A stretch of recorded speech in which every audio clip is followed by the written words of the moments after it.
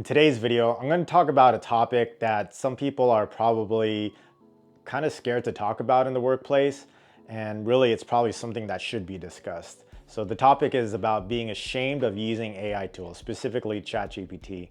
I recently was in a meeting and someone had to produce a letter and they ended up using ChatGPT, but I can totally tell that they were uneasy about saying, hey, I did use a AI tool. And when I realized that she was uncomfortable, I assured her, hey, do not be ashamed about using ChatGPT. If anything, you should be proud about it. And the topic I really want to dive deeper into is why we should train our team members to be good at using AI tools, right? So I'm just going to talk a little bit about my experience with ChatGPT and how I came across it. I went to go visit a friend in December of 2022. I was late to the party. ChatGPT was kind of being used a lot, but I just kind of ignored it because I've heard this AI thing for years and I just always thought it was like woo-woo type of stuff. But he took ChatGPT and said, hey, create a website. And I forget what it was, maybe dog food or something. And it literally spit out everything for the website, the About Us page, the services page. It had all the copy messaging. And it was really crazy because something like that would have probably taken me 10 to 20 hours to do, okay? Copywriting is probably one of the most difficult things and time-consuming processes of building a website. It's actually relatively easy just to build a website once you know what you want, but you can spend hours doing copywriting. And so after that weekend, I was just kind of mind blown. So when I went back home and started working, I really started using ChatGPT to explore copywriting. And for the first year or so, this is really all I did with ChatGPT was a lot of copywriting.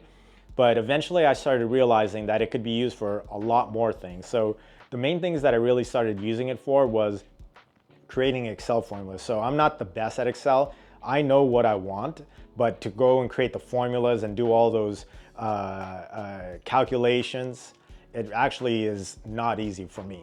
So, and I've been using Excel probably for about 20, 30 years.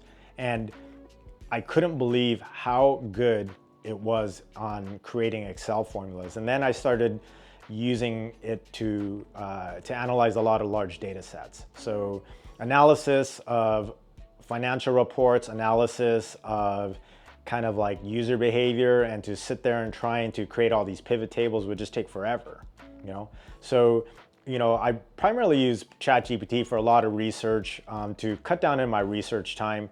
It's pretty good about taking all the information, ordering it, sorting it by bullet points and grouping it however you want. And the trick is really getting good at creating prompts. So I have a list of prompts that I use. So I'm a big fan of Donald Miller for the Story brand. So whenever I need to create a landing page, I have a whole prompt that I put in. I put in information of what I need the landing page to do, what the type of call to actions, and then I put it in the tone of Donald Miller from Story brand, and it spits out everything.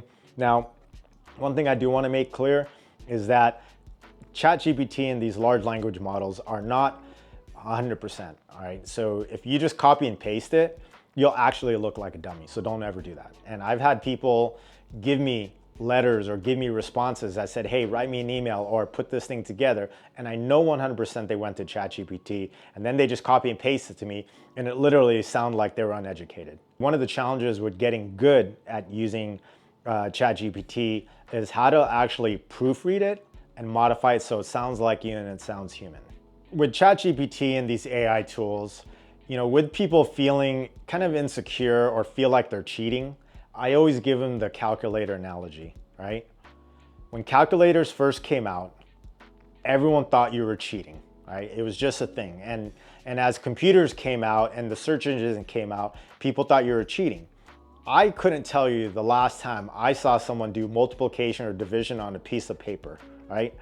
Sometimes it's faster to do it on your head, but people are using their phones, people are using the calculators on their computer, and I don't know who does these calculations by hand anymore. And so it's the same thing, like we don't go to the library to go to the encyclopedia to go research about geographical information or census information. We just literally type it right into Google.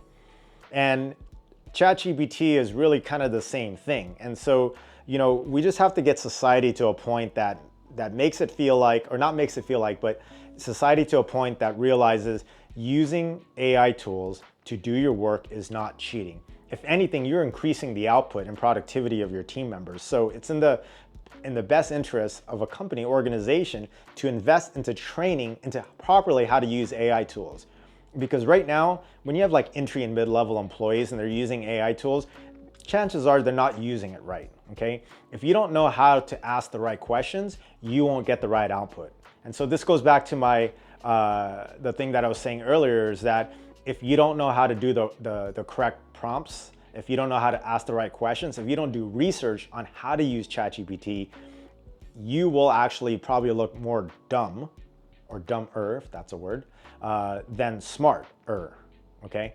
So I would recommend that, you know, if you have your team or even yourself, spend the time to research on how to use this tool, because it will save you hours and hours and hours of time, maybe even days, okay? And if you use it right, you will seem like a rock star and your output would be so much higher than if you're trying to do things all by yourself, because we understand that we get creative blocks. And then what happens is that we sit there and stare at the Evernote or your notepad or whatever for hours and you write shit. But with ChatGPT, you can say, hey, I'm having a writer's block, give me 20 ideas about blah, blah, blah, whatever, and it'll put you on the right path. And I'll be honest, right now, a lot of my copywriting, I probably use ChatGPT for about 70, 80%. And then the rest of it is me saying, hey, this is not right. This doesn't sound like me. This sounds too robotic. This sounds too salesy. This sounds fake, right? But you can take those prompts and make it better and better and better. So, you know, don't be scared to explore and put some time into learning how to use these tools. And literally try using it for almost everything, but don't be 100% relying on it where all your work is all ChatGPT. It's a tool. It's not to replace you, right? So there's a lot of great resources out there on how to use AI tools. You can go to YouTube, you can go wherever, and you can discover all this. So don't be ashamed of using ChatGPT. Be proud of it. Share it with your team members, share it with your boss, share it with whoever. Because the more that we can use these tools and leverage it to create higher quality work, the more we can get done. And that makes your job easier. If you want to build a great company, invest in your people, build their skills, and increase their value. And if you like this video and you want to see future content, please subscribe to our channel so you can get notified in the future when we release more videos.